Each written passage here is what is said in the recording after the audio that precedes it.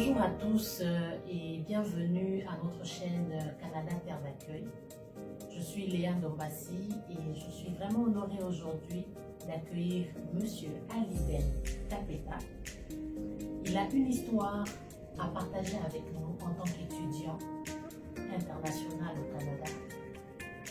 Vous savez, l'idée ultime, le but ultime de cette émission, c'est de pouvoir acquérir de l'expérience de nos invités que j'appelle nos héros pour pouvoir nous aider à franchir de manière victorieuse le même chemin s'il se faisait que nous puissions passer par là en tant qu'étudiant international.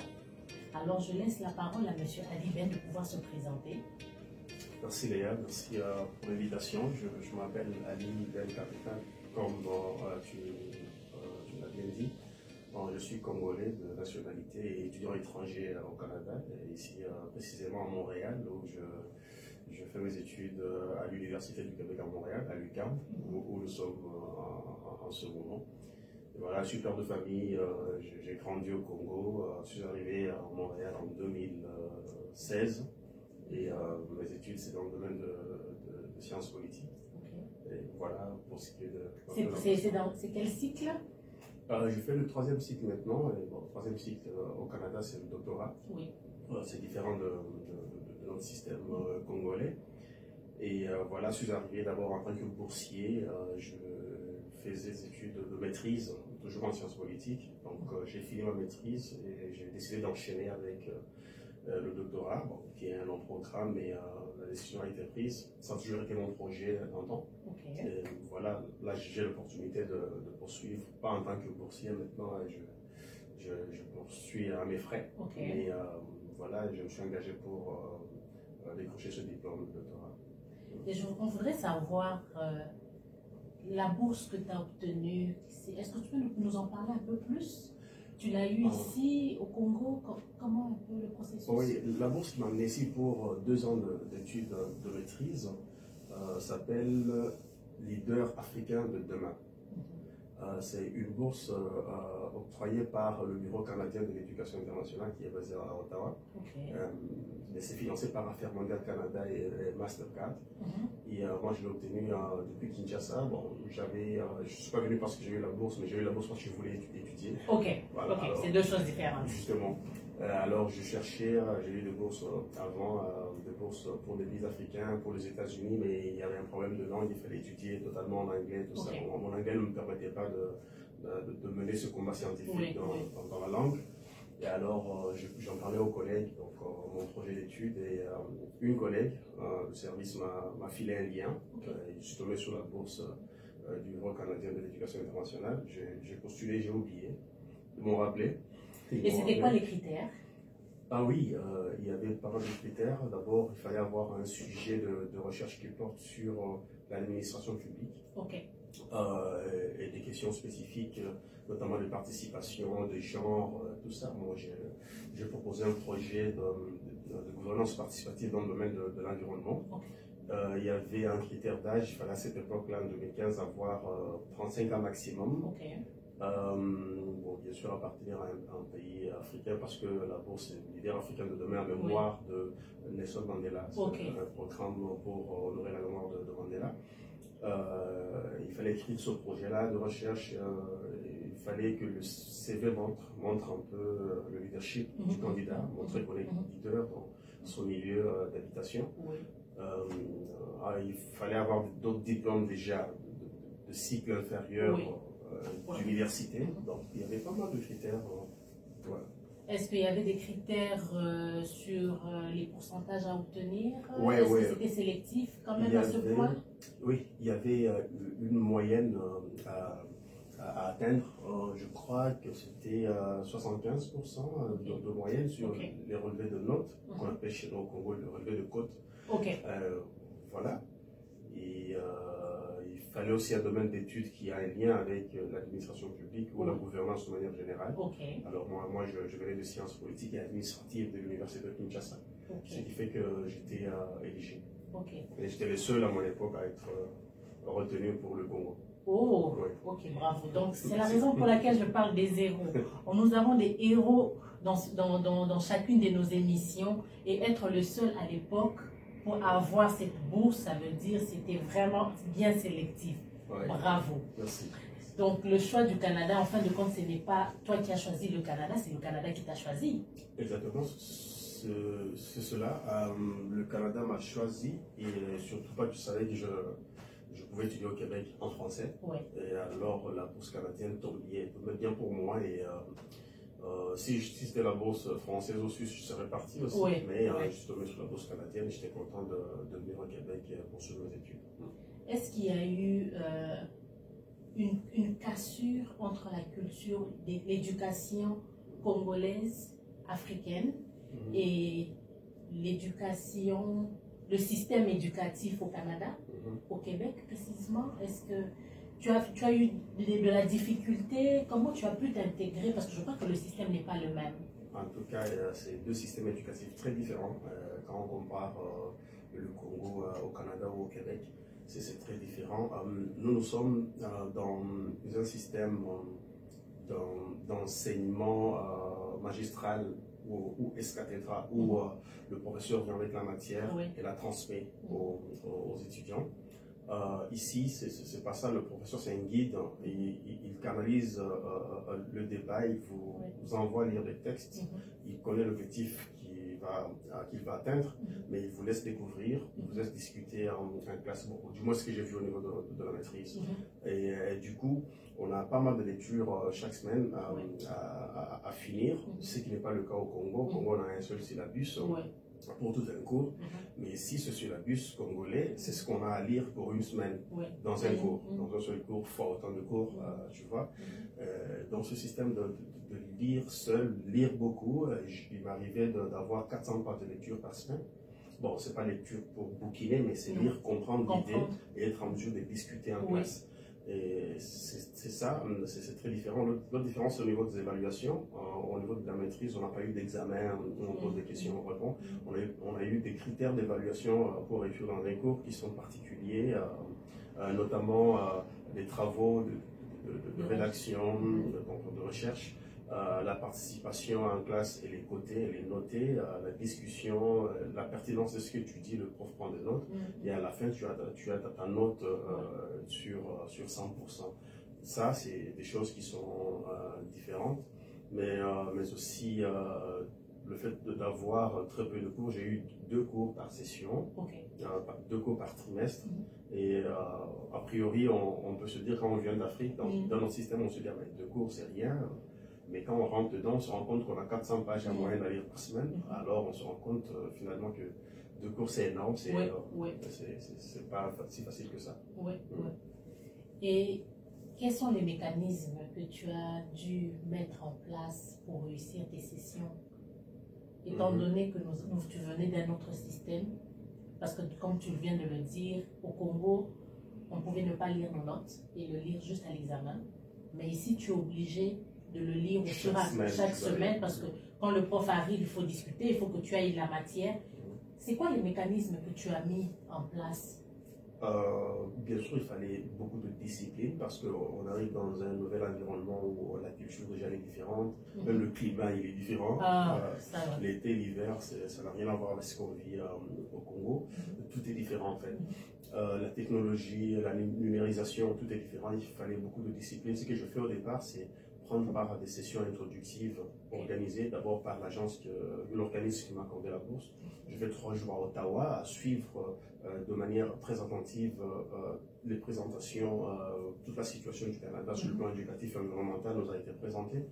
Quand je suis arrivé à Montréal, maintenant pour commencer les cours, j'ai pris part à des ateliers introductifs organisés par l'université à l'adresse des étudiants étrangers. Il y en a qui arrivent et qui négligent ça, mais c'est pas pour rien que cela a été organisé parce que ça t'apporte beaucoup d'informations. Tu comprends le système éducatif, tu comprends la culture du milieu. J'ai suivi tous ces ateliers, j'ai même été primé à la fin pour la faculté des sciences politiques et de droit, parce que j'ai pris part à beaucoup d'ateliers. Et voilà, je me suis mis ensuite à lire sur le site de l'université pour comprendre ce qui m'attendait. L'autre astuce, c'est la répartition du temps de travail. C'est un système qui ne te donne pas, on a très peu d'heures au cours, mais on a beaucoup d'heures à investir à la maison. C'est l'inverse un peu chez nous au Congo. Ici, le travail individuel, il compte beaucoup plus que le travail au cours. Et comme ma famille était restée à Kinshasa au début, j'avais beaucoup de temps pour moi-même, pour lire. Je m'enfermais dans mon petit studio au résidence et Lucam. Je prenais 7 à 8 heures de travail personnel par jour. Je lisais beaucoup, tout ça. Et en classe, il y avait quoi dire parce que je lisais. Bref, c'est prendre part à ces ateliers introductifs et lire sur le site de l'université. Parler avec des expérimentés. Qui j'appelle expérimentés, c'est des étudiants, des gens, des diplômés qui sont passés par là, par ton école, ton université, qui sont passés par les mêmes réalités. Leurs expériences vont justement t'éclairer pour voir quoi ne pas faire, quoi faire afin d'aboutir à bon port. Et voilà comment je me suis organisé un peu quand je suis arrivé pour comprendre le système, m'intégrer dans l'université et réussir à avoir une bonne moyenne. Tout ça, parce que la moyenne, justement, dans le système canadien, elle peut avoir une influence sur la qualité de ton emploi. Et mais surtout sur les prochaines études, si tu veux faire d'autres programmes de formation dans la même filière. Voilà l'importance d'avoir une bonne moyenne.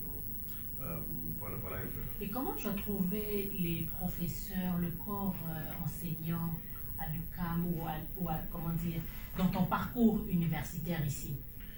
Oui, j'ai moi une très belle expérience. Je ne sais pas si j'ai eu de la chance. J'ai rencontré des professeurs formidables qui m'ont aidé, même sur le plan extra-académique ou extrascolaire. D'abord, des gens qui m'ont accepté comme ça, en tant que nouvel arrivant qui ne comprend rien du système éducatif et qui essaie de s'intégrer dans son nouveau milieu d'habitation. Et jusqu'à m'accorder des contrats de travail. J'ai travaillé en tant qu'assistant d'enseignement et je suis assistant de recherche jusqu'à ce jour. Et je vis de ça et bien sûr il y a ces difficultés-là, conciliation travail-études par rapport au nombre d'heures à mettre d'un côté ou de l'autre. Bref, j'ai rencontré des professeurs qui m'ont vraiment aidé à m'intégrer dans le système éducatif, qui m'ont donné du travail et qui continuent à m'aider d'ailleurs jusqu'à mort. J'ai eu des bourses à l'université suite à mon dossier académique. Tout ça c'est des professeurs qui voulaient m'aider, qui me disaient mais tu es éligible à telle bourse, finalement je l'ai eu, et tu es éligible à tel avantage. Est-ce que tu peux un peu nous parler de ces avantages? Parce que sûrement, en venant ici en tant qu'étudiant international ou boursier, on est confronté à certaines difficultés et peut-être même des ressources. Donc, quand tu as accès à la bourse, parle-nous un peu de cette bourse. Ça consistait à quoi? En fait, les bourses, comme le travail avec des professeurs, le secret c'est d'aller vers eux, de parler aux autorités du département, aux enseignants, aux professeurs. C'est de parler de tes problèmes et de tes besoins. S'ils sont informés et s'ils savent que tu travailles bien, selon les occasions qui se présentent, ils vont te positionner, ils vont te faire des passes. Je disais notamment à mon actuelle directrice de thèse que j'ai besoin de travail, ma situation financière elle est problématique. Alors comme elle savait que je travaillais d'une certaine manière, elle m'a dit va voir sur les sites, il y a une offre qui va s'afficher à telle date et quand j'ai vu l'offre, j'ai postulé et elle attendait que je postule. Les bourses c'est la même chose. J'ai eu une bourse d'excellence quand j'ai commencé mon nouveau programme, donc celui de doctorat, bourse d'excellence sur base de mes notes de maîtrise, de mon programme de maîtrise.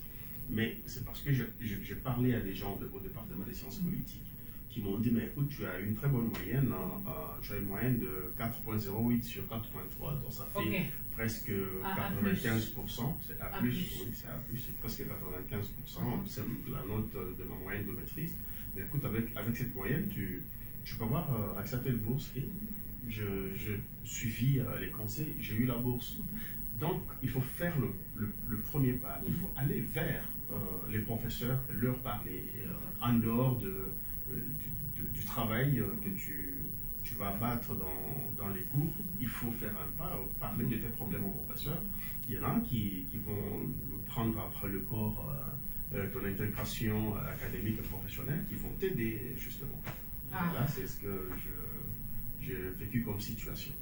Vraiment, vous voyez, c'est vraiment un héros. 95% dans certaines matières, c'est ça? Non, ça c'est la moyenne. Donc voilà, donc la moyenne pendant toute sa formation, A+, qui est l'équivalent, comme il le dit, en pourcentage, donc entre 95 et plus. Donc vous voyez que c'est vraiment une élite, hein, donc c'est une tête bien formée. Mais c'est pas si une intelligence forcément, c'est peut-être l'organisation vient avant l'intelligence dans le système éducatif. Est-ce que le système du Congo t'a aidé aussi? Oui, je dirais, le stress auquel on est habitué au Congo, ça aide parce qu'au Congo, c'est lire, mémoriser, et ça aussi, parce que le prof arrive avec les examens qui exigent de reproduire ses phrases, ses mots. Et oui, ça m'a aidé, mais je disais que la discipline ici vient avant les capacités ou la prédisposition naturelle à bien travailler ou à ne pas bien travailler. Ça veut dire que tu peux être extrêmement intelligent, mais si tu n'es pas discipliné dans ton emploi de temps, dans la gestion des travaux, parce que les travaux ont des deadlines, ont des échéances, si tu n'es pas discipliné sur ça, tu ne fais rien. Alors qu'un étudiant peut être moyennement intelligent, mais il est rigoureux envers lui-même. Il est tout le temps fermé, mais pas tout le temps fermé, il faut savoir du temps pour le sport, il faut faire un tour dans le quartier, il faut sortir. Mais je dis que s'il est discipliné en termes de travail, des travaux qu'il faut faire, tout faire à temps, tout ça, il va avoir de très bonnes notes, plus que celui qui est extrêmement intelligent, mais qui n'est pas assez discipliné. Tu viens de parler de sport. Oui. Donc, est-ce qu'il y avait d'autres activités en dehors de... Parce que c'est vrai que tu t'enfermais pendant 7 heures pour étudier, mais est-ce qu'il y avait d'autres activités qui t'ont permis aussi à mieux t'intégrer dans la société? C'est vrai parce que tu es venu pour étudier, mais tu n'es pas seulement devant tes livres, tes notes, donc il y a aussi la socialisation. Est-ce qu'il y a quelle activité t'a permis de t'intégrer? Justement, comme je le dis toujours, il ne faut pas alterner entre la chambre et la salle de cours ou entre ta chambre et la bibliothèque. Non, il faut aller vers d'autres milieux. Comme je dis, je fais le sport, je joue au foot 2-3 fois par semaine. C'est un centre sportif de l'université où je rencontre d'autres personnes qui sont étudiants étrangers, avec lesquels vous échangez des expériences et tu auras forcément quelque chose à gagner, à mettre sur le compte de tes études. À part le sport, j'ai fait du tourisme, j'allais visiter beaucoup d'endroits, je suis allé au Mont-Royal, j'ai fait des amis, je suis allé au Casino de Montréal, j'ai visité les petites villes environnantes à Montréal. Et voilà, donc quand on va dans ces milieux, non seulement ça nous apporte un divertissement qui permet de revivifier notre énergie, mais aussi ça nous met en contact avec des personnes qui vont nous faire gagner quelque chose, une idée, une expérience, une solution. Tout ça, ça contribue à l'efficacité à l'école. Vraiment, je pense qu'il a ramassé, je ne dirais pas tous les points, mais la majorité des points essentiels. Si vous avez des questions concernant sa discipline à lui,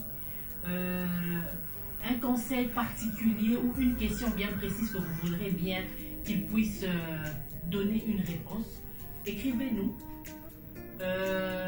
On aura le temps de le revoir pour enregistrer une nouvelle émission pour essayer de ramasser toutes vos questions. Sur ce, nous vous disons grand merci de nous suivre et nous disons grand merci à notre héros. Merci beaucoup, chérie. Et nous espérons que ces conseils, son parcours à lui, aidera beaucoup d'étudiants internationaux. Pas seulement des étudiants qui viendront du Congo, mais qui viendront de partout à travers le monde. Vraiment, grand merci de nous avoir reçus chez vous et à la prochaine.